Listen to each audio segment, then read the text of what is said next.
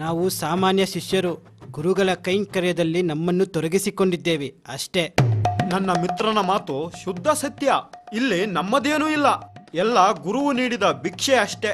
ಹಾಗಾಗಿ ಈ ಗೌರವವೆಲ್ಲ ಗುರುಗಳಿಗೇ ಸಲ್ಲಬೇಕು. ನಾವು ಗಮನಿಸಿದಂತೆ ತಮ್ಮ ಗುರುಗಳು ಅಯ್ಯೋ ಅದೇನ್ ವಿದ್ವತ್ತು, ಅದೇನ್ ಸಂಯಮ, ಮೆಚ್ಚಬೇಕಾದ್ದೇ. ಓಹೋ, ಅಂತೂ ನಮ್ಮ ಗುರುಗಳ ಬಗ್ಗೆ ಚೆನ್ನಾಗಿಯೇ ಅರಿತಿದ್ದೀರಿ. ಈಗಿನಿಂದಲೇ ನೀವೆಲ್ಲ ನಮ್ಮ ಗುರುಗಳಿಗೆ ಅನುಕೂಲಕರವಾಗಿ ವರ್ತಿಸಿದರೆ ಮುಂದೆ ನಿಮಗೆ ಅನುಕೂಲ. ತಮ್ಮ ಮಾತಿನ ಧ್ವನಿ ಅರ್ಥವಾಗಲಿಲ್ಲ. ಅನುಕೂಲವಾಗಿ ಎಂದರೆ ಇರ್ಲಿ ಬಿಡಿ, ಅದೆಲ್ಲ ನಿಧಾನವಾಗಿ ಹೇಳ್ತೇವೆ. ಈಗ ಗುರುಗಳು ಬರುವ ಹೊತ್ತಾಯ್ತು, ನಾವಿನ್ನು ಮೌನವಾಗಿರೋಣ. ಅದೇ ತಾನೇ ಶಾರದೆಗೆ ನಾವು ಕೊಡೋ ಗೌರವ. ನಿಜ ನಿಜ. ಈಗ ಬರುತ್ತಿರುವುದು ನಮ್ಮ ಗುರುಗಳು, ನಿಮ್ಮ ಗುರುಗಳು. ಇದೆಂತ ಉದ್ದಟತನದ ಮಾತು?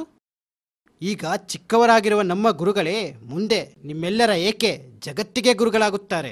ಮಾತು ಗೌರವದಿಂದ ಬರಲಿ.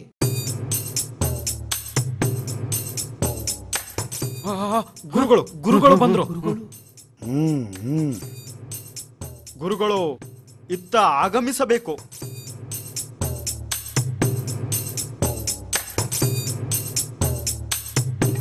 ಗುರುಗಳಿಗೆ ಪ್ರಣಾಮಗಳು.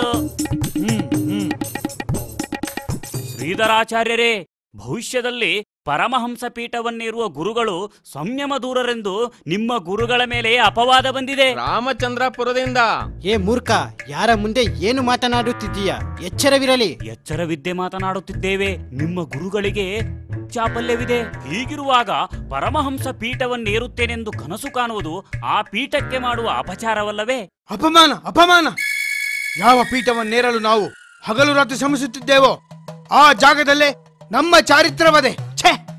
ಗುರುಗಳೇ, ಶಾಂತರಾಗಬೇಡಿ. ನಿಮ್ಮ ವಿರುದ್ಧ ಸೊಲ್ಲೆತ್ತಿದವರನ್ನು ಇಂದು ನೀವು ಕ್ಷಮಿಸಿದರೆ ನಾಳೆ ಇದೇ ದೊಡ್ಡದಾಗುತ್ತೆ. ಹೌದು ಗುರುಗಳೇ. ಗುರುಗಳೇ, ನಾವು ನಿಮ್ಮ ಶಿಷ್ಯರು. ನಮಗೆ ಇದರಿಂದ ತುಂಬಾ ನೋವಾಗಿದೆ. ಆದ್ದರಿಂದ ತಮ್ಮ ತಪಶಕ್ತಿಯಿಂದ ಇವರನ್ನು ಶಪಿಸಿಬಿಡಿ. ಇಲ್ಲ ಇಲ್ಲ, ಕುಪಿತರಾಗಬೇಡಿ ಶಿಷ್ಯರೇ. ಇಂತಹ ಸಮಯದಲ್ಲಿಯೇ ನಾವು ಸಂಯಮವನ್ನು ಸಾಧಿಸಬೇಕಾದ್ದು. ಗುರುಗಳು ನಮ್ಮನ್ನು ಆ ಸ್ಥಾನಕ್ಕೆ ಸೂಕ್ತರೋ ಅಲ್ಲವೋ ಎಂದು ಈ ಹುಡುಗರ ಮೂಲಕ ಪರೀಕ್ಷಿಸುತ್ತಿದ್ದಾರೆ. ನಾವು ಇಲ್ಲಿ ಇನ್ನು ಮುಂದೆ ಇಂಥ ಉದ್ದಡ ವಿದ್ಯಾರ್ಥಿಗಳ ಮಧ್ಯೆ ಕೂರುವುದು ಬೇಕಿಲ್ಲ. ಈಗ ನಾವು ನೊಂದುಕೊಳ್ಳುವುದು ಬೇಡ. ನೊಂದುಕೊಂಡರೆ ಆ ವಿದ್ಯಾರ್ಥಿ ನಿಂತಲ್ಲೇ ಭಸ್ಮವಾದಾನು. ಹಾಗಾಗಬಾರದು. ವಾಲ್ಮೀಕಿಯಂತೆ ನಾವಾಗಬಾರದು. ಕೋಪವನ್ನು ನಿಗ್ರಹಿಸಿ, ಆಗ ಮಾತ್ರ ನೀವು ನನ್ನ ನಿಜವಾದ ಶಿಷ್ಯರು. ನಡೆಯಿರಿ.